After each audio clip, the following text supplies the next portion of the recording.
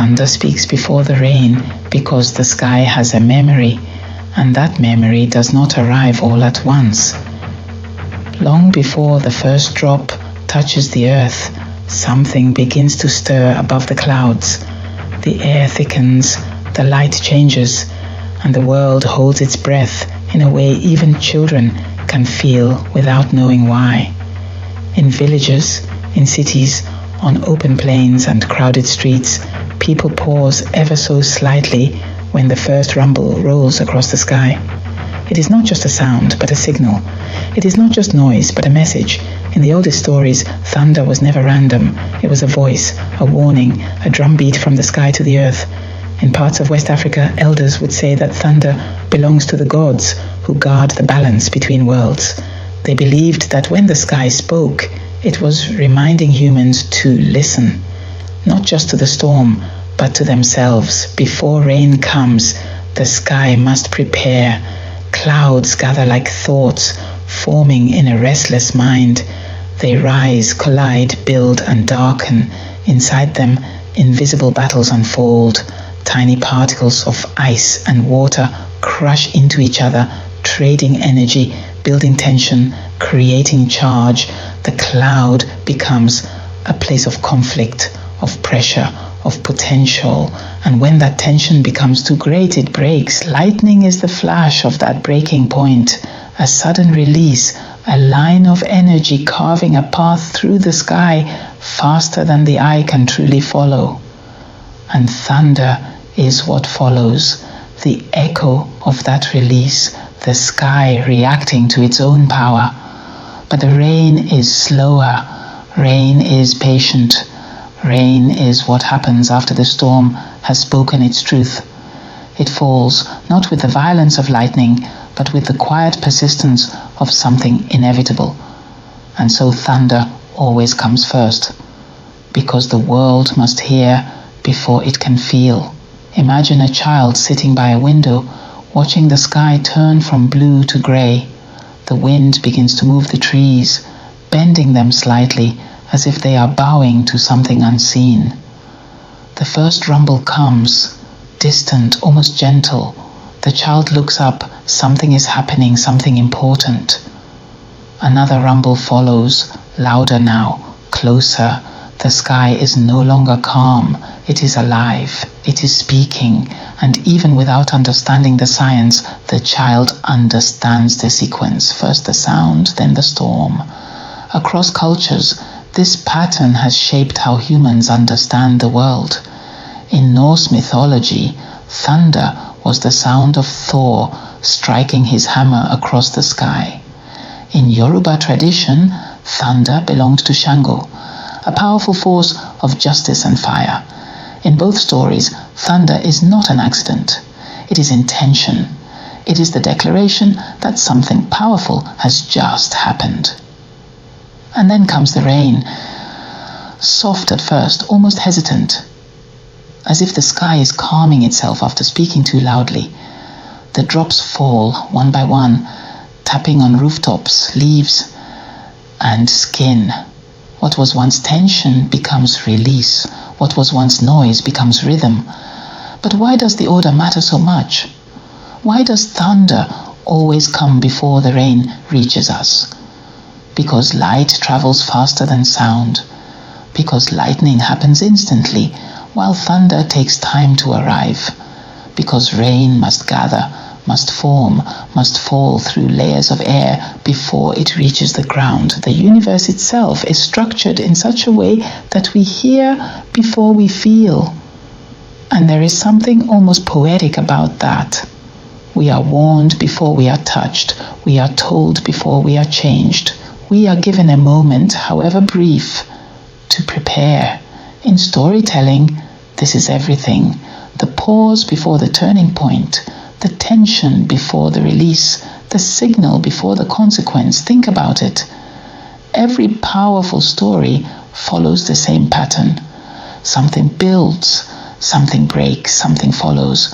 Thunder is the storyteller of the sky. It announces the climax before the resolution arrives. On the savannah, animals respond instantly to that sound. Birds shift direction. Herds move. Creatures that cannot speak still understand the message. The sky is changing. Prepare. And humans are no different. Even in modern cities, where weather apps predict every storm, the sound of thunder still carries something primal. It cuts through conversation. It interrupts thought. It demands attention because deep down we are still listening the way our ancestors did. We are still wired to hear the sky before we feel it. There is also a deeper truth hidden in this pattern. Thunder reminds us that the most powerful changes are rarely silent. Before something shifts, there is always a signal. A warning, a build-up. In our own lives, the thunder often comes in forms we don't immediately recognize.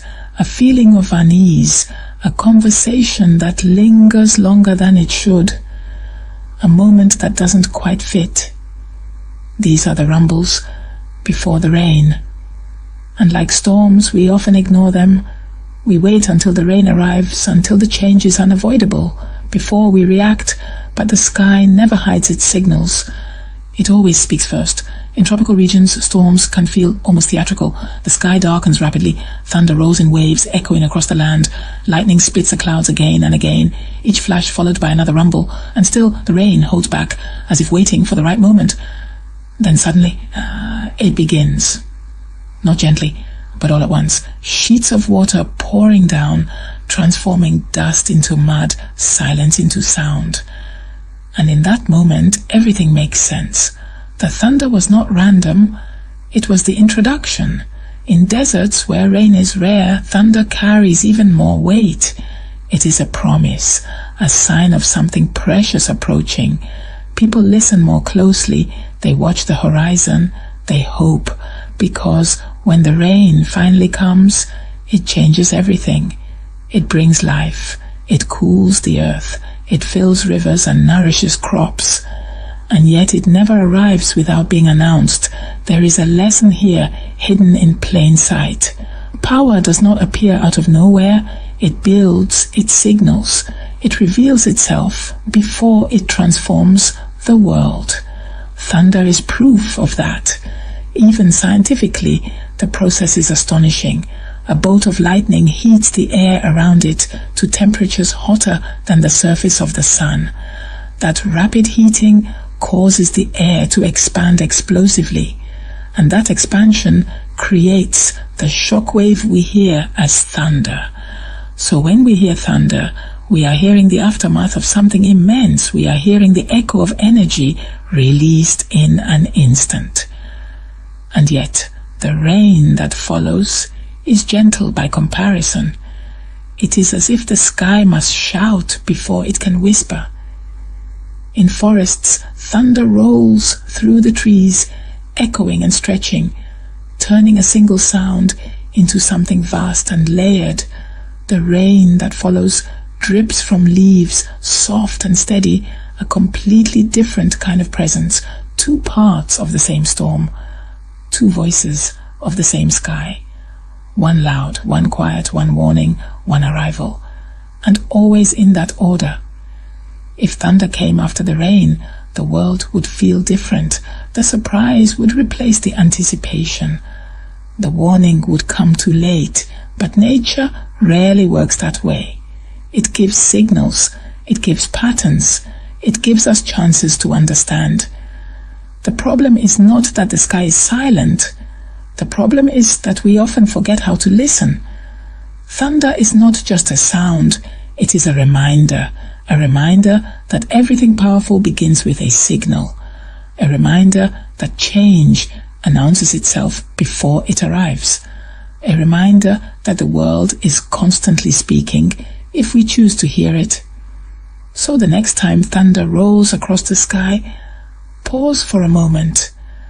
Listen to it not as noise, but as a message, because the rain is coming. It always is. And the sky, as it always has, is simply speaking first. If this story spoke to you, Leave a like and subscribe so these African folktales continue to live on for the next generations. Until our next story, walk gently through the world, and may wisdom guide your path.